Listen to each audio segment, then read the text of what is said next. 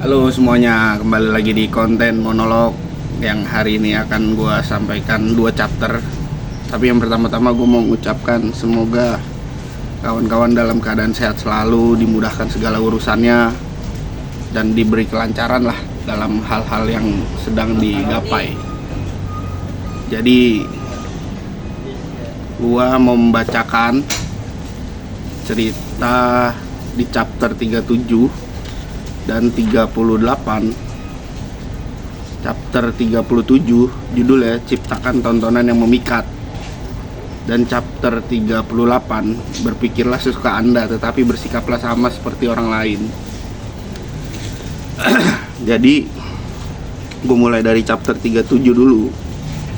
Dia ini cerita tentang, di prolog awalnya, citra adalah hal yang mencolok dan penuh dengan isyarat simbolis yang dapat menciptakan aura kekuasaan. Setiap orang akan menanggapinya. Jadi persiapkan tontonan bagi orang-orang sekitar Anda yang penuh dengan visual yang menawan serta simbol-simbol yang cemerlang yang menegaskan kehadiran Anda sehingga khalayak umum menjadi terpesona dengan tampilan Anda. Tak seorang pun akan memperhatikan apa yang Anda lakukan sebenarnya, melainkan daripada citra dan tontonan yang mencolok ini. Jadi di dalam hal ini gue menyampaikan cerita-cerita tentang ada Raja Louis ke-14. Dia itu bicara karena cahaya yang menyinari bintang-bintang lain yang membentuk semacam istana di sekelilingnya, karena penyebaran sinar matahari yang adil dan merata ke segala tempat, menghasilkan kehidupan, kesukacitaan, serta tindakan karena ketangguhan yang tidak pernah berubah.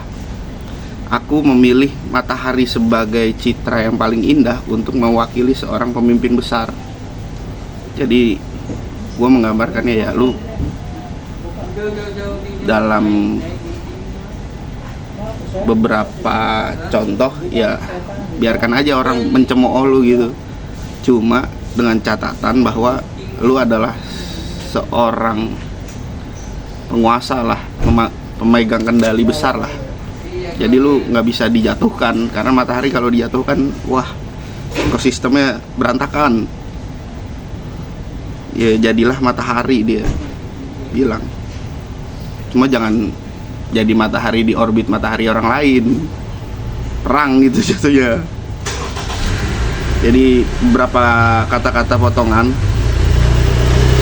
yang terlintas di sini adalah kata-kata juga seringkali menyinggung perasaan sehingga menimbulkan asosiasi yang tidak diinginkan oleh si pendengar. Sebaliknya, gunakan visual-visual yang memintas labirin menggunakan kata-kata. Visual menyerang dan mengganggu kekuatan emosional serta kesegaraan yang tidak meninggalkan celah sedikit pun untuk melakukan refleksi atas keraguan si pendengar. Seperti halnya musik, visual melampaui pemikiran yang rasional dan logis. Jadi itu beberapa potongan dalam cerita. Kemudian ada cerita dari Kaisar Hideyoshi. Jadi ceritanya itu ada seorang laki-laki bernama Sakamoto Hachiguan yang tinggal di hulu pesisir Kyoto, di hulu Kyoto. Ketika Kaisar Hideyoshi mengadakan perjamuan teh, upacara minum teh pada bulan ke-10 tahun ke 1588, Hachiguan memasang payung merah besar dengan lebar 9 kaki dan dipasang pada tongkat setinggi 7 kaki. Lingkar gagangnya ia kelilingi kira-kira 2 kaki dengan pagar buluh sedemikian rupa sampai sinar matahari dari tepinya terpantul untuk menyebarkan warna payung di sekelilingnya. Alat ini sangat menyenangkan Kaisar Hideyoshi sehingga dia menganugerahi Hechiguan Sakamoto Hechiguan dengan pembebasan pajak. Jadi kan kurang lebih Kaisar Hideyoshi ini kan ingin menarik pajak. Kemudian diberikan tontonan yang menarik dan memikat lah oleh Sakamoto Hechiguan dengan membentangkan payung setinggi 35 meter dan dikelilingi tongkat setinggi 7 kaki dengan lingkar gagangnya yang berwarna mencolok. Jadi alhasil dalam cerita ini dia menggambarkan citra yang memikat secara visual dan dibebaskan pajak lah oleh Kaisar Hideyoshi. Kemudian ada cerita dari Kaisar Romawi. Namanya Kaisar Romawi ini Konstantinus. Jadi sebelum penyebaran agama Nasrani masuk di Kaisar Romawi, si Konstantinus ini menyembah dewa-dewa lah. Sepanjang itu nggak jelaskan bentuk dewanya seperti apa, cuma dia menyembah dewa-dewa sepanjang hidupnya. Namun dia memandang matahari yang begitu terang berdiri di atas tumpukan salib di atasnya. Visi salib di atas matahari membuktikan kepadanya pengaruh agama baru akan segera muncul. Akhirnya bukan hanya dirinya yang berpindah agama, melainkan seluruh kekaisaran Romawi menjadi Kristen. Tak lama setelahnya semua khotbah dan dakwahnya di dunia tidak mungkin tidak berdampak sedahsyat ini. Menemukan dan kaitkan diri dengan gambaran serta simbol yang ada dapat dikomunikasikan secara langsung pada hari ini, dan Anda akan memiliki kekuatan yang sangat besar. Jadi kurang lebih sama kayak cerita Kaisar Hideyoshi lah. Jadi masyarakat Romawi, Kaisar Romawi lah pada waktu itu sebelum penyebaran agama Nasrani ini masuk, dia melihat sebuah ilham lah bahwa ada satu salib yang berdiri di atas matahari, bahwa dia menandakan secara visual ini akan masuk ke era penyebaran agama baru. Dan diyakinilah dan diilhami sama Kaisar Romawi Konstantinus ini, dan jajaran di bawahnya pun ikut untuk sepakat dengan keyakinan yang dipegang Kaisar Romawi ini melalui citra visual kaisar yang punya kuasa dan pemegang tampuk pimpinan tertinggi pada waktu itu. Lalu ada cerita yang cukup menarik di sini, yaitu pemberontakan Perancis. Pemberontakan Perancis pada tahun 1648. Pada mulanya orang-orang sangat setia kepada raja dan meremehkan para pemberontak dengan membandingkan sebuah ketapel. Jadi bahasa Perancisnya tuh frondes lah, mungkin konotasinya begitulah. Frondes. Jadi frondes ini digunakan bahwa ya lu tuh cuma anak kecil megang sebuah ketapel yang melawan orang dewasa, bahwa lu nggak ada apa-apanya. Kemudian ada seorang tokoh lah, Kardinal Retz, memutuskan untuk mengubah istilah yang diremehkan itu menjadi simbol pemberontakan, bahwa ya gua memang anak kecil, cuma melalui citra-citra visual ini, seorang anak kecil dengan ikat bandana di kepala merah yang memegang ketapel melawan orang dewasa ini dimasifkan di masyarakat, diberikanlah atribut-atribut.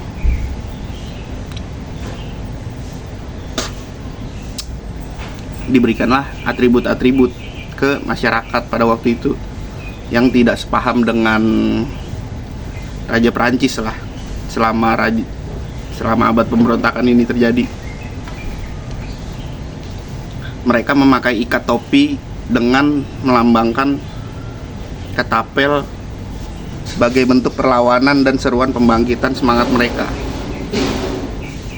melalui simbol dan tujuan, semakin besar asosiasi emosionalnya, semakin bagus untuk melakukan pergerakan. Cara terbaik untuk menggunakan simbol adalah dengan mengaturnya sebagai sebuah tontonan besar yang memikat, agar orang-orang terkagum dan mengalihkan perhatian mereka dari kenyataan yang tidak menyenangkan. Ini hal mudah untuk dilakukan. Orang-orang menyukai sesuatu yang spektakuler, agung, dan mengesankan. Pancing emosi mereka dengan berbondong-bondong menghadiri tontonan visual. Anda akan mudah menuju hati para penonton.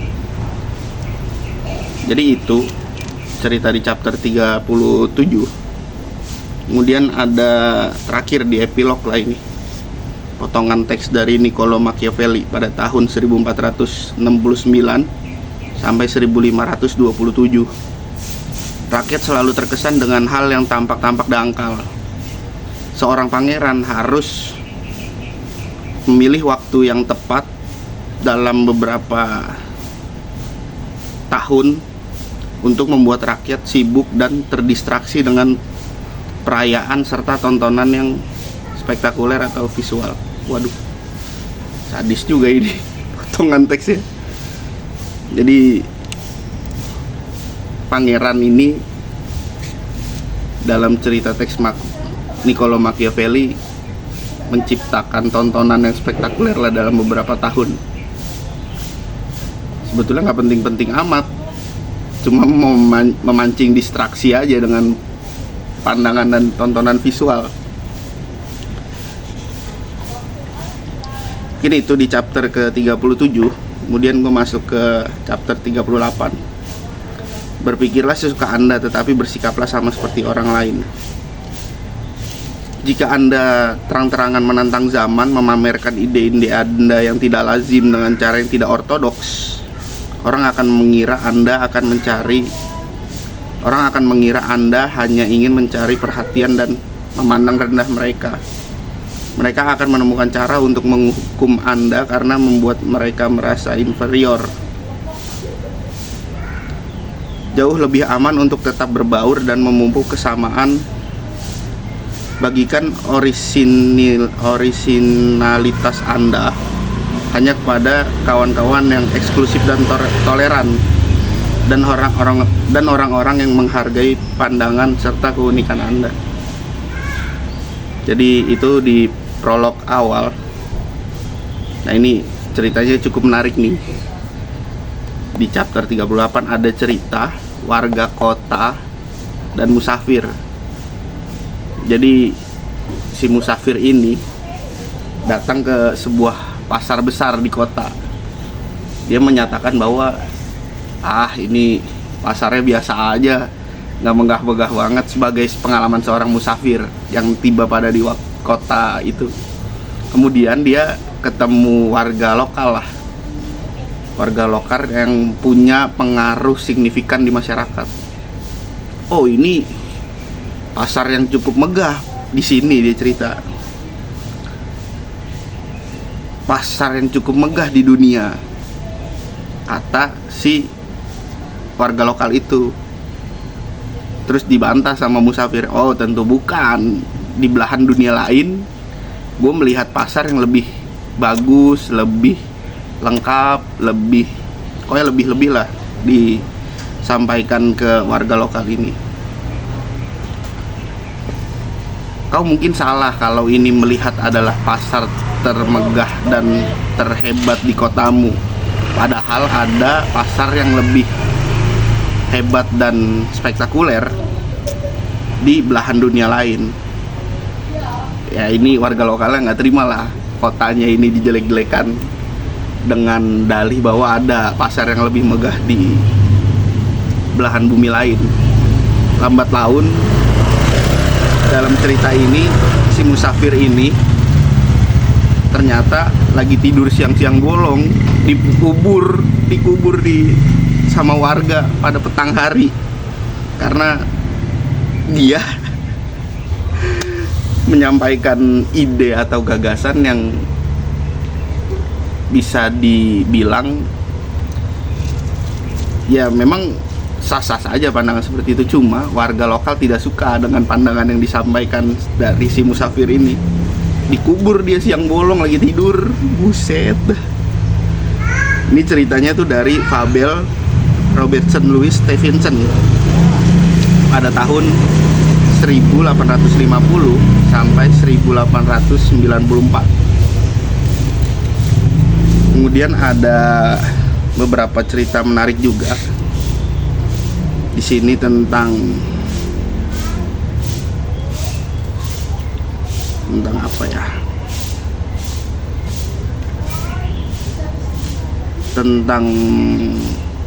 Ini tentang ilmuwan. Jadi ini seorang ilmuwan itu dia berpandangan bahwa dia mendeklarasikan, dia ceritanya kurang lebih ringkasnya begini, dia mendeklarasikan bahwa gua adalah orang penemu vaksin polio pertama di muka bumi ini. Kemudian dia sekonyong-konyong mempublikasikan temuannya ini tanpa melibatkan asosiasi peneliti, dan alhasil hal-hal yang didapat dari ilmuwan penemu vaksin polio ini ya dia dikucilkan lah alhasil, karena dia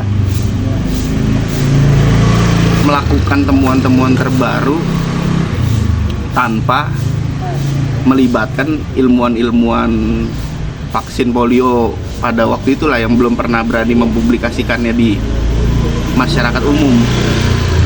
Jadi alhasil dikucilkan dan diasingkan, sehingga dana-dana risetnya diambil oleh negara dan dia tidak mendapatkan pendanaan apapun.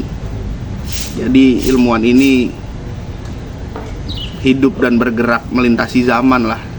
Makanya di judul ke-38 ini, berpikirlah sekuat Anda tapi bersikaplah sama seperti orang lain. Jadi seperti halnya Galileo Galilei yang beberapa chapter belakangan yang gue sampaikan, bahwa dia menemukan bumi sebagai poros utama lah. Dia itu dicemooh karena melalui pandangan zaman, melintasi zaman, belum saatnya lah dia mempublikasikannya. Bahkan alhasil Galileo Galilei ini meninggal. Jadi itu cerita di chapter 38. Mana lagi tadi ya, beberapa cerita.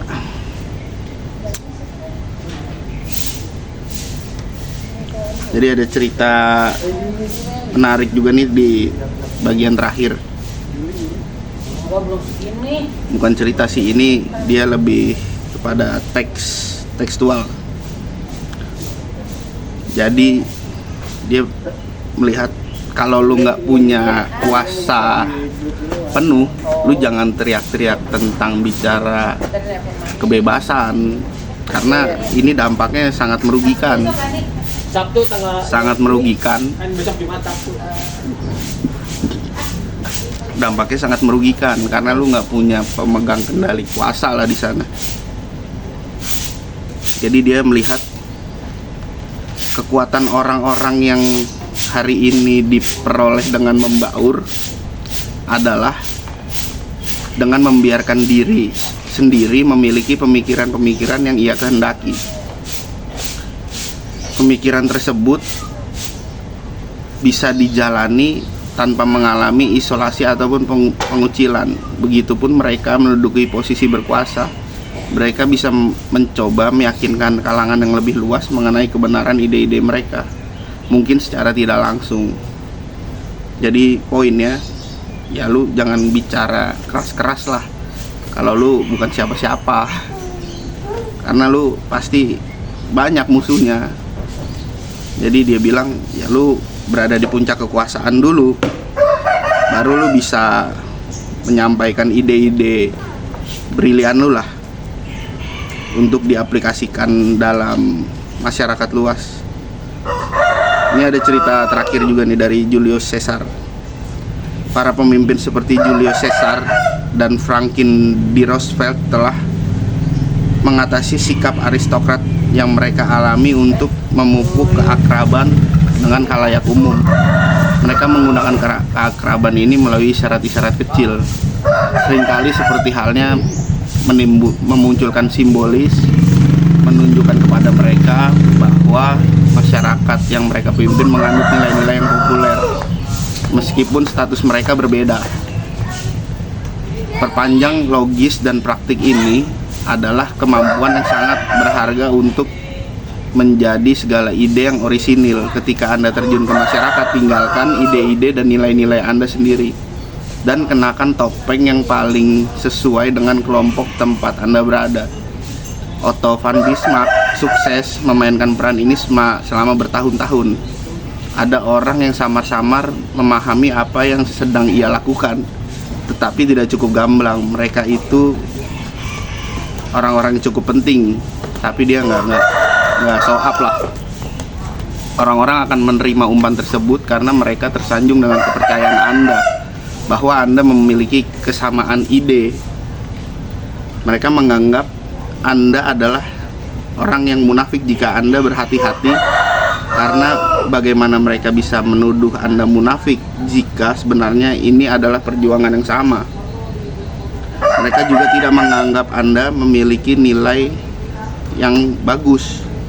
Tentu saja Anda memiliki nilai ini dengan keyakinan penuh dan dapat dibagikan kepada masyarakat luas dan sekitarnya. Jadi itu kurang lebih kesimpulan dari cerita di chapter 38. Berpikirlah sesuka Anda, tapi bersikaplah sama seperti orang lain. Ya jangan terlalu revolusioner juga kalau lu nggak punya kuasa dan kekuatan penuh.